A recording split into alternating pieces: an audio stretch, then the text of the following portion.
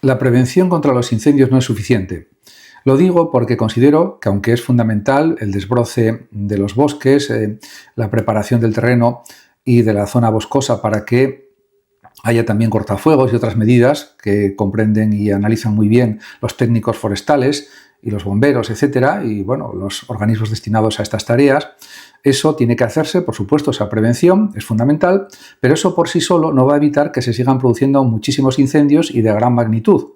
Quizá disminuya un poco el número de incendios, pero va a haber más incendios el próximo verano por el cambio climático y por las circunstancias que estamos soportando en ese sentido.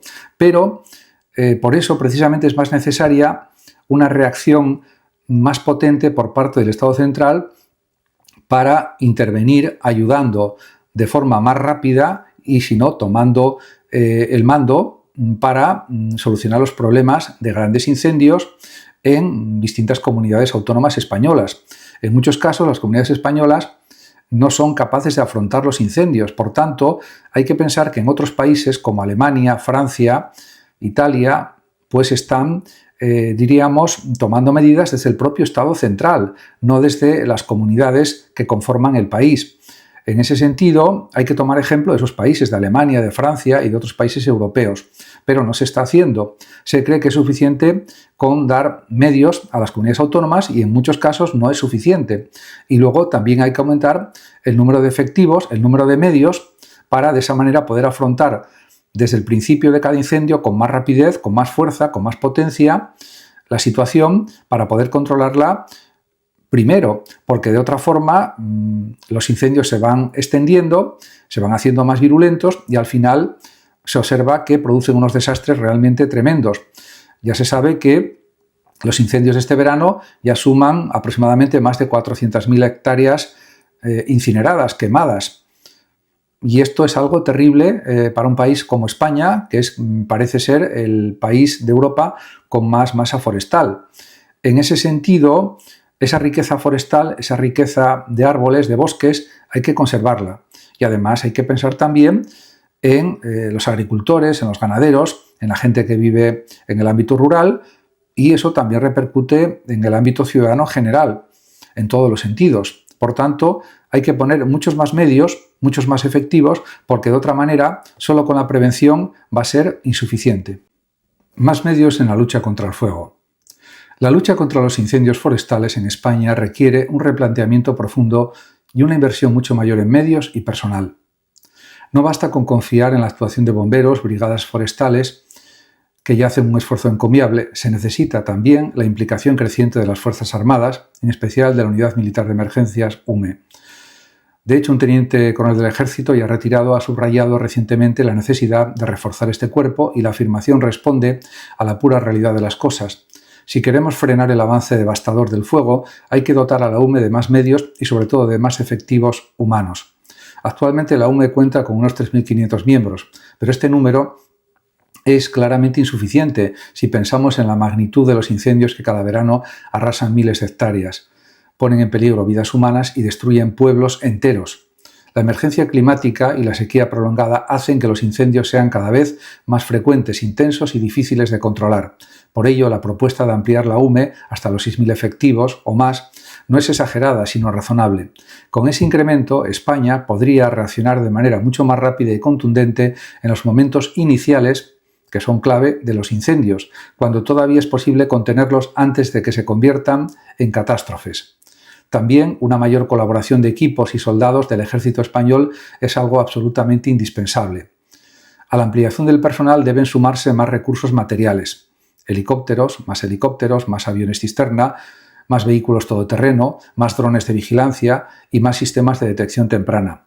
Además, se requiere una mayor coordinación entre comunidades autónomas, ayuntamientos, Guardia Civil, bomberos, la propia UME y el propio Estado central, evitando duplicidades y retrasos en la respuesta, algo que es importantísimo. Una estructura más robusta y centralizada permitiría movilizar recursos en cuestión de horas en vez de en días. En definitiva, la lucha contra el fuego debe concebirse como una prioridad para el Estado, una prioridad nacional, equiparable a la defensa del territorio frente a otras amenazas. La UME, con más medios y más efectivos, puede convertirse en la columna vertebral de esa estrategia. No se trata solo de apagar incendios, sino de proteger vidas, patrimonio natural y futuro, y también el presente.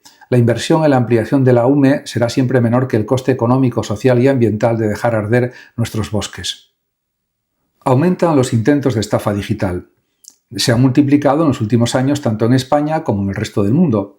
Cada vez resulta más común que los ciudadanos reciban mensajes de texto, correos electrónicos o notificaciones en redes sociales en los que se les advierte de supuestas multas de tráfico, pagos pendientes o incluso herencias inesperadas.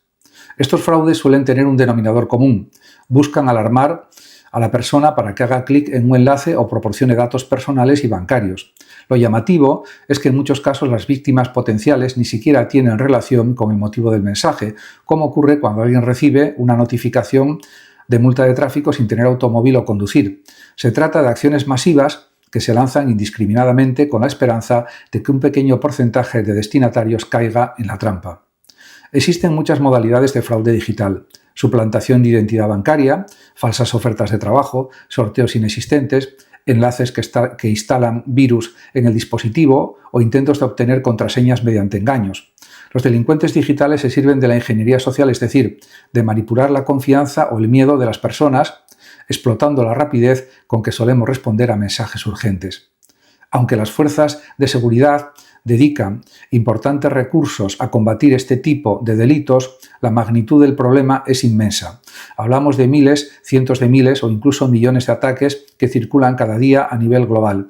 Resulta prácticamente imposible controlarlos todos desde el ámbito institucional. En consecuencia, la primera línea de defensa contra estas estafas digitales está en los propios ciudadanos.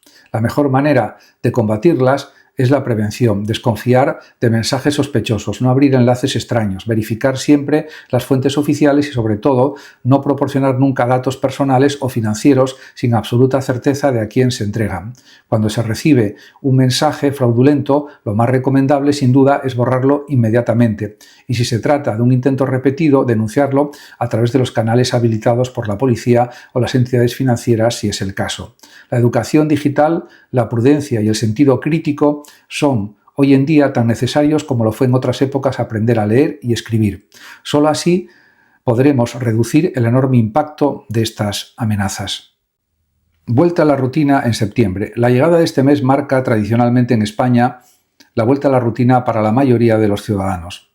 Después de los meses de verano asociados al descanso, a las vacaciones y a un ritmo más relajado, se inicia de nuevo la actividad laboral, educativa y social con toda su intensidad. Para muchos esta transición resulta compleja porque exige reajustar horarios, recuperar hábitos de trabajo y estudio y adaptarse a un ritmo más estructurado tras semanas de flexibilidad. Aunque existen excepciones, como la de los jubilados o aquellas personas cuya rutina no depende del calendario escolar ni laboral. Lo cierto es que la inmensa mayoría siente el peso de este cambio. El ámbito educativo es uno de los que más claramente simboliza esta vuelta a la normalidad. Millones de alumnos regresan a las aulas desde la educación infantil hasta la universitaria, lo que implica también la reanudación de la actividad de profesores y personal educativo. Familias enteras reorganizan su día a día para atender las necesidades de los estudiantes, desde los materiales escolares hasta la adaptación a nuevos cursos, compañeros y profesores. Esta reorganización marca de manera indirecta la vida de la sociedad, ya que condiciona horarios laborales, transportes y rutinas domésticas también. En el terreno laboral, septiembre supone para muchos trabajadores el fin de las vacaciones anuales y el retorno a las responsabilidades habituales. Las oficinas, fábricas, comercios y demás centros de trabajo recuperan su actividad plena, lo que exige a los empleados un proceso de readaptación. No son pocos los que hablan de la depresión postvacacional, una sensación de desánimo o falta de motivación que aparece en estos primeros días, aunque por lo general desaparece una vez que se recupera la dinámica habitual, pasado un tiempo. La vuelta a la rutina también trae consigo aspectos positivos. Para muchas personas, recuperar un horario fijo y una estructura diaria es sinónimo de orden, estabilidad y objetivos claros. Además, septiembre se percibe como un mes de nuevos comienzos, un tiempo para marcarse metas, iniciar proyectos o plantear cambios en la vida personal y profesional. En definitiva, septiembre no es solo el fin del verano, sino el inicio de un ciclo en el que España entera retoma su pulso habitual, equilibrando el recuerdo del descanso con los retos de la vida cotidiana.